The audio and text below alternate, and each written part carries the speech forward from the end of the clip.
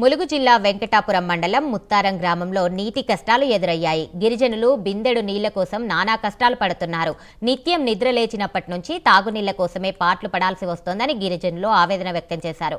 వేసవి కాలం రాకముందే అధికారులు స్పందించి తాగునీటి సమస్యను పరిష్కరించాలని గిరిజనులు కోరుతున్నారు.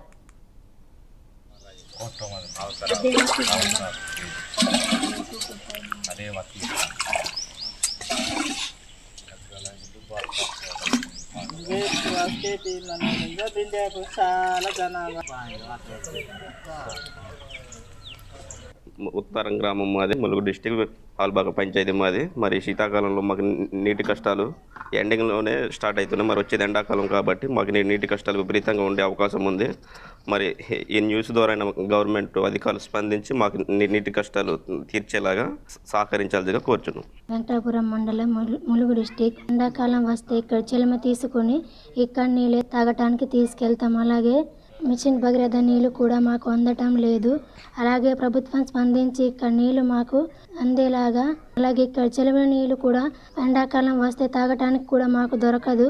మిషన్ భగీరథ నీళ్ళు మాకు అందేలాగా ప్రభుత్వం కృషి చేయాలని కోరుచున్నాము.